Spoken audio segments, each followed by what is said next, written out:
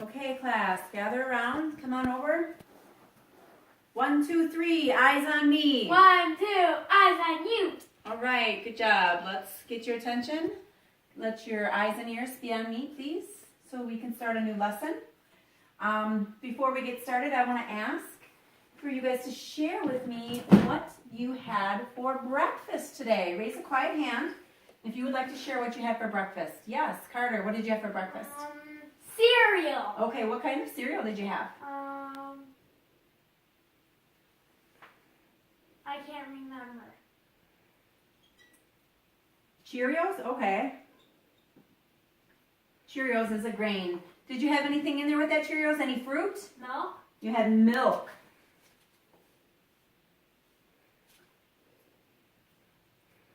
Did you have any fruit or vegetable? Did you have orange juice or anything to drink with your I had breakfast? orange juice. You had fruits.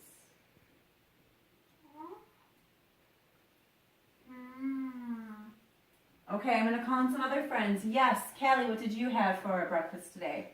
Oh, you had eggs?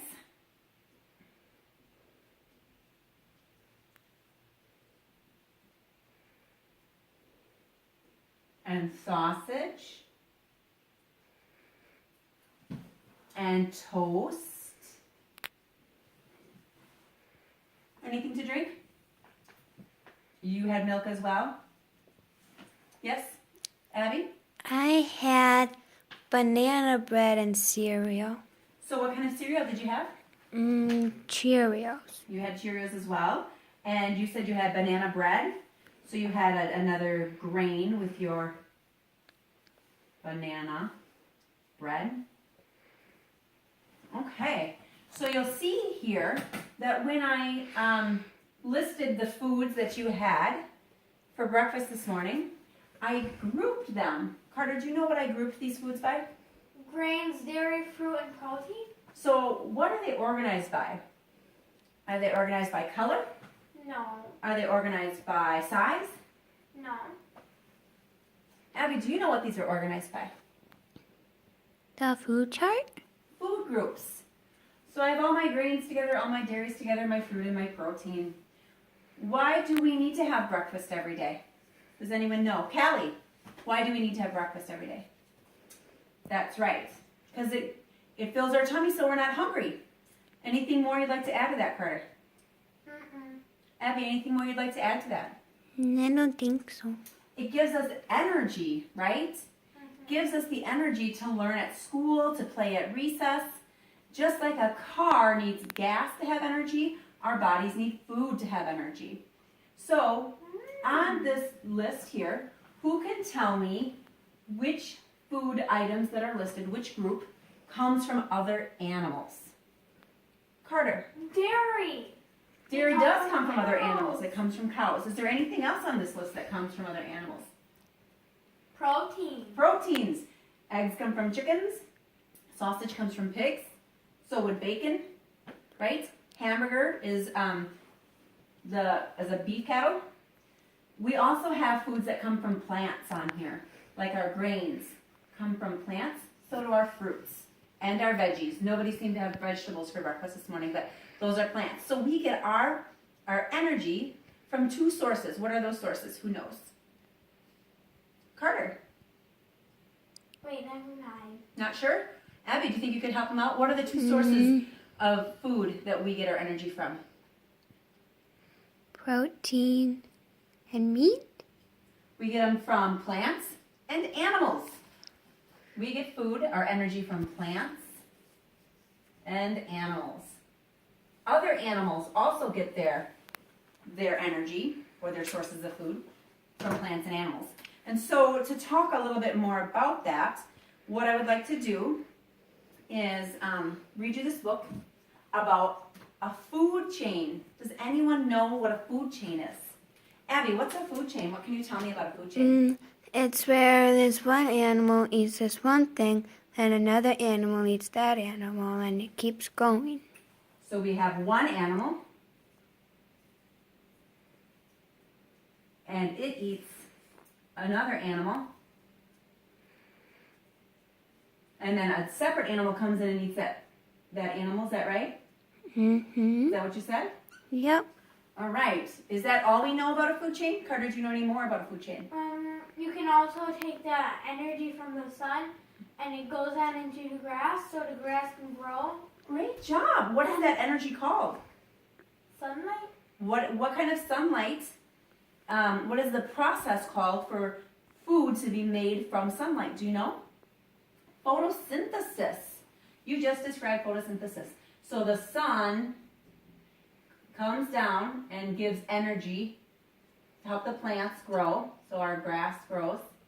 So we also need water, and we need soil in the ground. And then there's plants. Who eats the plants? The animals The do. animals do. So Abby was talking about animals that eat animals, but you have also talked about animals that eat plants.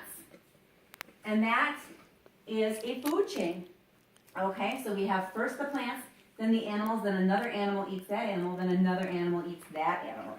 So let's learn a little bit more about the food chain. I'm going to read to you about the food chain. So in this book, and in the rest of this lesson, on food chains, as part of our ecology unit, we are going to learn the following objectives. This is our goal for this chapter.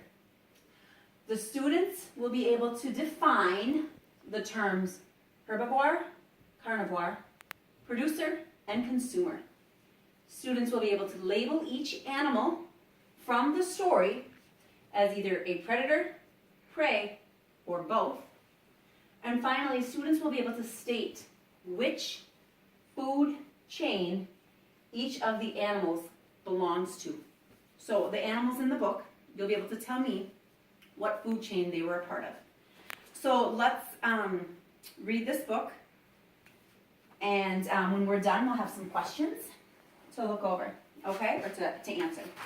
This book is called Hey Diddle Diddle, A Food Chain Tale, and it was written by Pam Kapczynski, illustrated by Sherry Rogers. Just like Aaron Rodgers.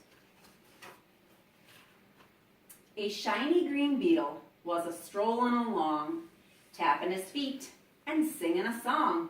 He said, "Hey, diddle diddle, what do you know? I've got 6 legs to help me go." So this is the animal we're describing in this picture. Okay? It is a green beetle. A slithering snake came slinking past. When he spotted that bug, a snack at last. He swallowed it whole and shimmied along, a hissing and a grinning and a singing a song. So here's our snake, and here's our green beetle.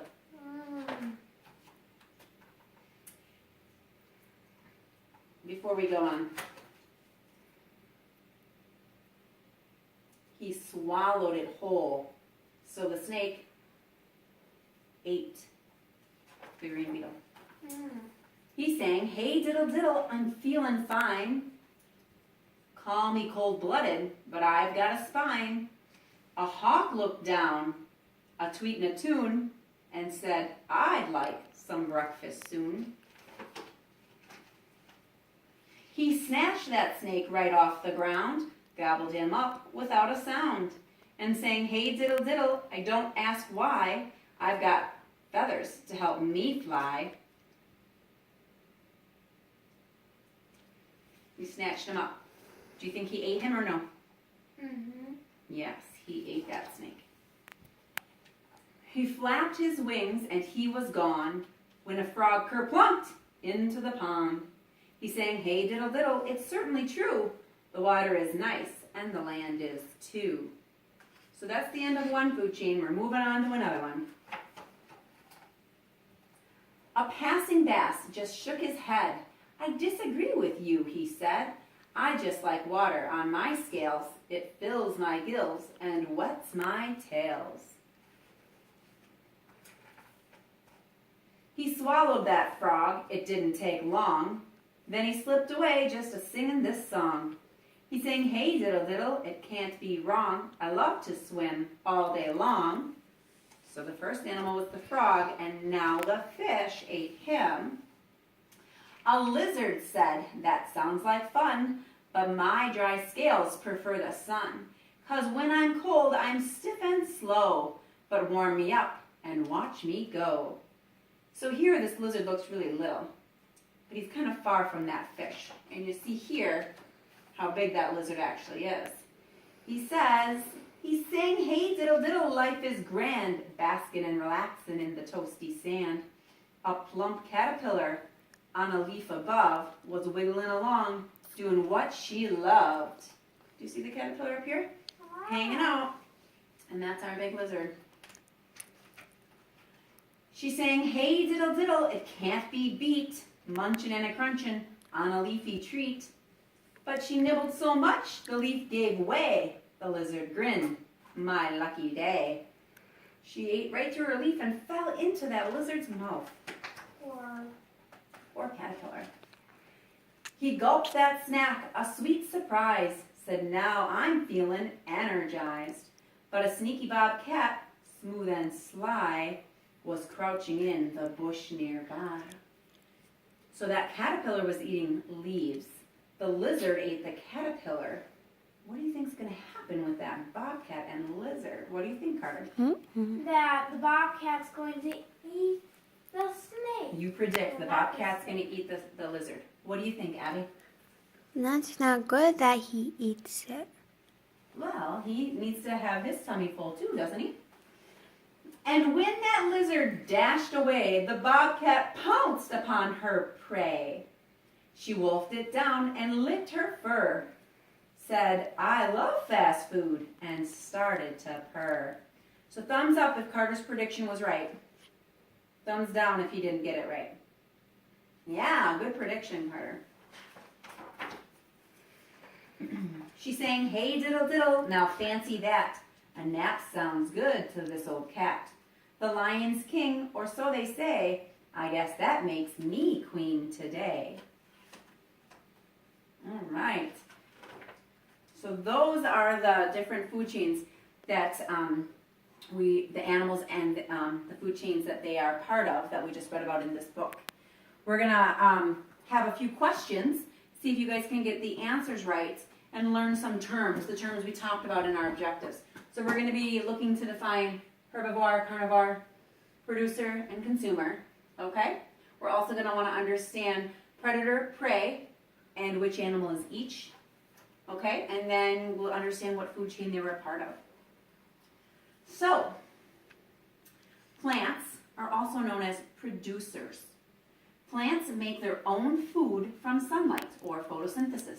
Just as Carter had mentioned to us earlier in our lesson, plants are the only living thing that make their own food from sunlight, the process of photosynthesis.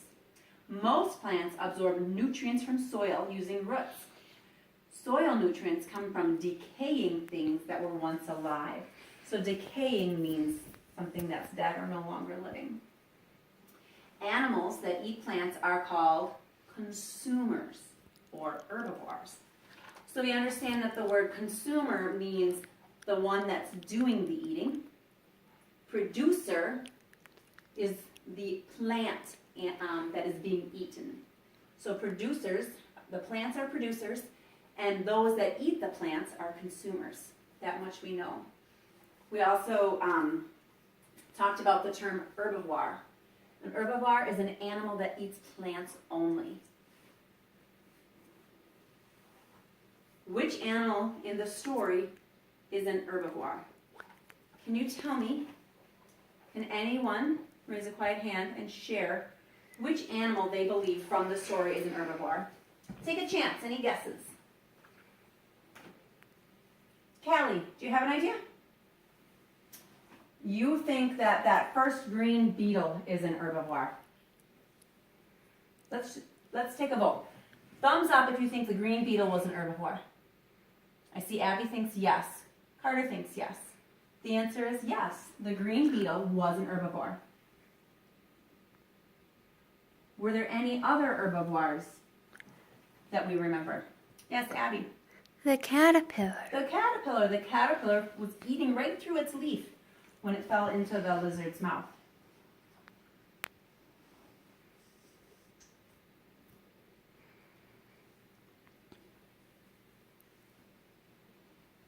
All right. that eat other animals are carnivores.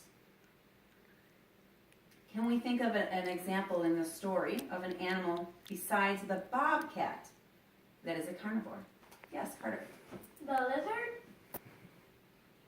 What did the lizard eat to make him a carnivore? The bug? The caterpillar. Very good. The lizard is a carnivore. What did the fish eat in that story? Who remembers? Carter. The frog. The frog. Is the frog an animal or a plant? An animal. The frog is an animal. So that would mean that the fish is a carnivore. What did the bird eat in the story? Abigail. The snake. The snake. So the snake. Did the snake eat anything? What did the snake eat, Abby? The green bug. The green bug. The snake, yes, ate the green beetle, not the caterpillar. The green beetle is the one you're talking about. So yes, the snake ate the green beetle. So the snake is a carnivore as well. Good job, guys. So, a carnivore is also a predator. A carnivore is a predator that has to find other animals to eat prey. A predator of one animal might be prey for another animal. Which is a predator and which is prey? So, I'm going to give you some examples, and you're going to tell me which one's the predator, the one that eats an animal, and which one is the prey, the one that gets eaten. The beetle and the snake. The beetle is a predator. Thumbs up if the beetle's the predator. Okay. Thumbs up if the beetle is the prey. Very nice. The snake is the predator. The snake and the hawk. Is the snake, in this situation, is the snake the predator or the prey? The snake and the hawk. Abby. It's the prey. The snake is the prey in this instance. But wait, wasn't the snake just a predator? Can an animal be both a predator and a prey? Mm-hmm. Oh, yes. Our options are predator, prey, or both. So the beetle is the prey. It's not a predator. It's not eating anything but plants. But the snake is the predator of the green beetle and the prey of the hawk. What about the bass and the frog? Carter, can you tell me which one is the predator? The bass and the frog. The bass is the predator. The bass is the predator. The bass eats the frog, which is the prey. How about the caterpillar and the lizard? Which one is the predator? Carter? The lizard. The lizard is the predator. And what is the prey? The prey is the caterpillar. Very good. One last one, Abby. See if you can get this one for us. We have the lizard and the bobcat. Which one was the prey? The lizard? The lizard, which makes the bobcat the Predator. predator. So here we have learned about herbivore, carnivore, producer and consumer, predator, prey, or some animals that are both. And we've started a conversation about the food chain. So let's talk some more about the food chain, and we're going to try to draw a food chain here at the board. Okay? So we're going to read some information and then answer some true or false questions, okay? All of the plants and animals that are eaten by or that eat a particular animal are part of that animal's food chain. A habitat will have many different food chains that are linked together, called a food web. The plants and animals in this book all live in or around fresh water. Using the information in this book, see if you can figure out which statements are true and which are false. The fish, the hawk, and the bobcat are in the same food chain. Let's see. What did the bobcat eat? The snake? No, the lizard. And what did the hawk eat? The snake. So So are those three part of the same food chain? No, we're missing something. According to my diagram here in the book, I have the lizard, the hawk, those are the same, but I don't have the lizard, the hawk, and the snake all in the same chain. So that answer would be false. Number 2, a healthy adult animal is at the top of its food chain if it does not have natural predators. Let's talk about that. What is a natural predator? Carter, what do you think a natural predator is? Like a predator that is not a prey. A predator that is not a prey. What do we think about Carter's thumbs up or thumbs down? A natural predator is a predator that is not a prey. Abby, I see your thumb is down. What do you want to change or add to Carter's statement? That I think a natural predator is someone or an animal it's in its family line to eat that kind of animal. I think you're on the right track. I think both of you have some good things to add to this discussion about what a natural predator is. I'm going to add a little bit more to help us clarify. A natural predator is an animal who is eaten by someone that lives in its habitat. It is a natural part of its environment. For example, in the pond, the animals that live in or near the pond and feed off of each other are each other's natural predator and prey. You wouldn't have an animal that lives in the desert be the natural predator of an animal that lives in the pond because it wouldn't have the opportunity to eat it because they don't share the same habitat. Okay? So, the snake, I'm going to say it again. A healthy adult animal is at the top of its food chain if it does not have a natural predator. The snake is at the top of its food chain. Is that true or false? What do we think? Callie, you think it's true. In some instances, like in this book, the snake did have prey, but it also had a predator. So it's false. In this example, the hawk is at the top of the food chain because the hawk ended up eating the snake. So it means, in the examples that we've listed, the top of the food chain means the last one to eat the smaller animals or plants below it. Number 3, nothing eats animals that are at the top of their food chain. Is this true or false? Carter, what do you think? It's true. Why do you think it's true? Because nothing else can hunt it. Nothing else is either big enough or wide enough. This is actually a trick question. There are no predators to kill the top animals that are healthy adults. Predators may go after young animals or adults that are ill or injured. When they die, as all animals do, bacteria and scavengers eat the dead and decaying body. So, for example, an elephant has no natural predators when it's healthy and an adult. But an elephant calf does have a natural predator. Lions will try to attack an elephant calf, but it would never try to attack a healthy adult elephant. Now, once the healthy adult elephant dies, its predators are the scavengers and parasites. Those are the animals and the tiny insects and bacteria that help the elephant's body decompose and become part of the soil again. Okay, so that's a bit of a trick question. That one's kind of hard, but it's important to learn. So we kind of have to have those trick questions once in a while. Our fourth question, habitats are communities of plants, animals, and non-living things that interact in certain locations. In order for plants and animals to be in the same food chain, they must be in the same habitat. Do you think that is true or false? Before you answer, I want you to think about the explanation that I gave about a natural predator, okay? So Carter, what do you think? Is that true or false? False. Oh, it seems like it's a trick question, but it's actually true. Do you know why that would be true? Can you think about what I said about the two different habitats of animals, how an animal from the a snake from the desert couldn't eat an animal in the pond. Why would that be?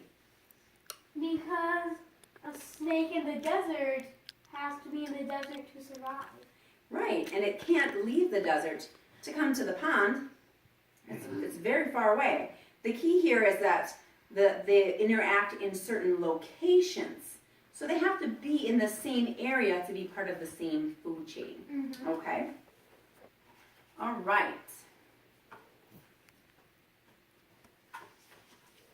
I have one more question for us. Habitats are communities of plants and animals. Oh, I'm sorry, we just read that one. My last question is, why do you think it would be important for some animals to form groups? Why would that be important? What do you think, Carter? Like if it was just one going out to hunt, then they might die. Some animals do need to live in groups because they hunt as packs. Wolves are a good example of that, right? They're pack hunters, so they work as a team to get their prey, and then they share that meal or that meat once they've gotten hold of and been able to fill their dinner. Abigail, do you have another reason why animals would need to become members? For more protection.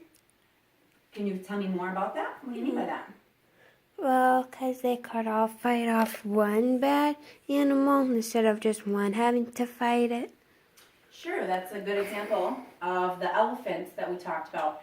An elephant calf is susceptible to a lion attack, and in fact, several lions. That fits with Carter's explanation. If it's by itself, if it's isolated or singled out. But that calf is much safer when it's protected by the herd of the elephants. And so that's why those elephants travel and stick together. It keeps them safe. As a group, they're much stronger and can protect themselves better. Great job, Abigail. Carter. And the reason why they don't have their babies on the outside is because a lion could come up and snatch them. Right. To protect that elephant calf, the adult elephants keep the calf in the middle because the lions won't attack a healthy adult elephant. So great job, you guys. You're understanding this very well. So now it will be time for the reading comprehension quiz. So you're going to answer some multiple choice questions about what we just read. I will leave the information on the board, okay, so that you guys feel comfortable with some of these terms and you can understand how they relate to each other. It's multiple choice, and then in addition to that, one of the questions is going to have you complete a food chain using the animals from the story. That will be the last question, and you'll have a full sheet of paper to complete that.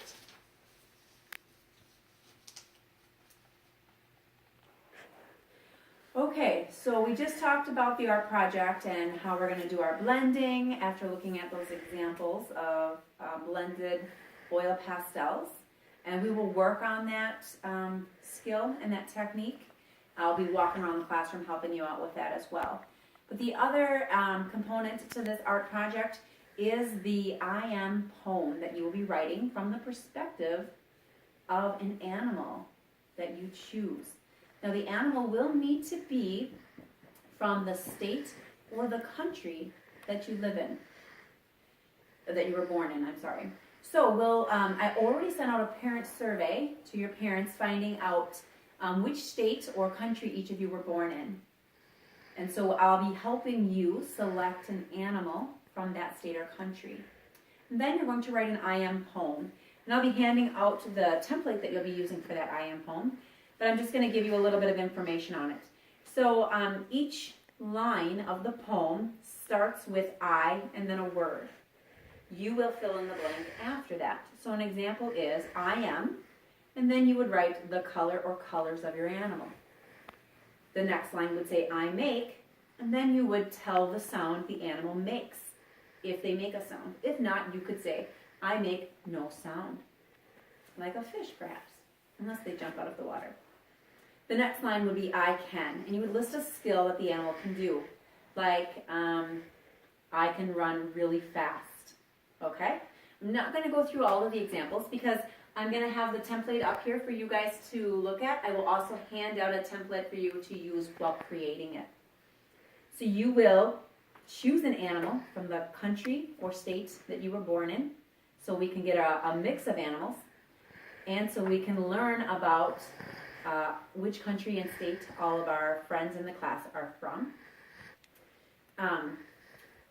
Then we're going to use the oil pastels to create that animal. Now something that's important is that each person will have to have a different animal. So if you and a friend are from the same state, you'll still have to choose different animals.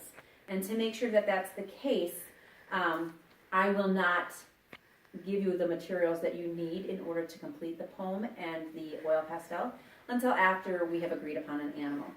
In order to choose the animal that you would like for this assignment, you may use the internet on the iPads to look up animals from those states or countries. Also, there's 2 books at the back of the classroom back there. One of them is 50 States, and it shares well-known animals from each state in the United States. And there's another book that talks about animals from various countries. And so you will be using either the iPads to access the internet, to look up an animal from the state or country you were born in. Also, there are 2 books at the back of the classroom that you can use. One of them is called 50 States, and the other one is Animals All Around the World. So you can use either of those 2 books to determine which animal you'd like to not only draw, but write about. So I encourage you to find an animal that not only is, that it must be from the state or country you were born in, but also something that you feel comfortable drawing, and also something that interests you enough to write a poem about. And this poem is going to be as if you were that animal. So you're going to be saying things like, I am black and white. I have 4 legs. I can run very fast. So is it a panda? Is it a zebra? I don't know. We'll have to read the rest of the poem to find out. So we learned we need to have in there herbivore, carnivore, or omnivore. You need to have one of those 3 in your poem. You also need to have the country that the animal lives in, or the state that the animal lives in. And you need to say if the animal is a primary or secondary consumer. So be thoughtful when you are creating your poem, when you talk about what you eat, when you talk about where you live. You'll need to incorporate those details into your poem. So there is a lot of freedom to create this poem, but there are some requirements to help me understand, or to demonstrate to me that you understand what these terms are and that you're using them properly. Okay, so we're ready to get started. Again, you guys can go ahead and find your animal of choice using the books or the internet. Once you have found that animal, please come see me at my desk, and I will write down the animal you've chosen, and I will provide you with the materials to get started on the poem before we move on to the oil pastel blending drawing of that animal. Okay, let's get started.